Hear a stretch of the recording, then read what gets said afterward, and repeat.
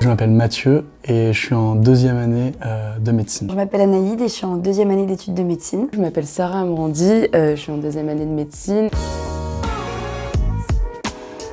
J'étais pas vraiment le profil idéal de l'étudiant en santé, donc j'étais assez stressée. Je me suis dit, il y a forcément des cours qui vont tomber sur ça et donc faut que je les apprenne et faut que j'ai des bases solides. Je me suis un peu renseignée en terminale sur les aides disponibles. Je l'ai découverte en journée porte ouverte à la prépa en première. Il existait la terminale santé. J'ai décidé de faire ce cursus-là et ça m'a vraiment aidée. C'était surtout pour me démarquer et pour consolider mes bases. Donc il faut savoir déjà que ça s'organise en deux parties. Le premier semestre de la terminale santé était consacré à notre réussite en terminale. Forcément, ça m'a aidé à avoir de meilleures notes et à remonter les moyennes dans certaines matières qui étaient un petit peu bancales juste avec les évaluations au lycée. Ça m'a vraiment aidé à consolider mes bases pour la terminale, donc avoir un meilleur dossier pour Parcoursup, c'était ça vraiment l'optique. Pour pouvoir être sûr d'être pris en première année, parce que c'est pas forcément sûr. Le deuxième semestre, il m'a surtout permis de comprendre les notions, mais aussi d'appréhender le système des QCM. Ce qui est intéressant, c'est qu'on commençait à avoir un petit peu des matières qu'on allait avoir en première année. J'ai eu un peu de mal au début, parce que les cours, même si on y pense, on se dit ça va être difficile, c'est encore plus difficile. C'est complètement différent des évaluations ou des dissertations qu'on peut avoir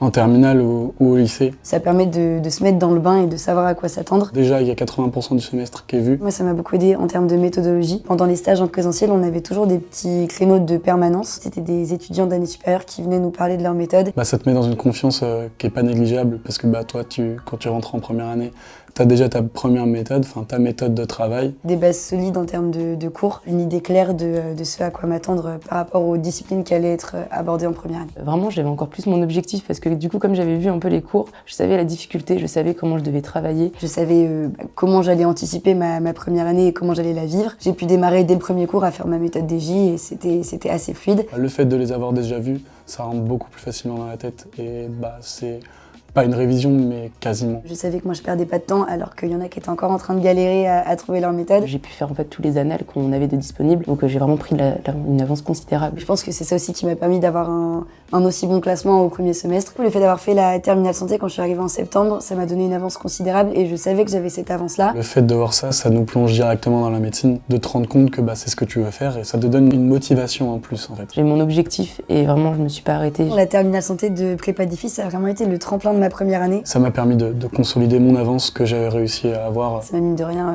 donné confiance en moi et ça c'est vraiment cool et je sais qu'il y en a beaucoup qui n'étaient pas aussi sûrs d'eux et il faut l'être. Et ça faisait plaisir en fait parce que cette année elle est difficile niveau moral. Se dire qu'on a de l'avance par rapport aux autres, ça fait vraiment plaisir, surtout qu'on a toujours l'optique du concours. Et aujourd'hui je suis là, je suis passée, je peux vous en parler aujourd'hui et j'en suis fière.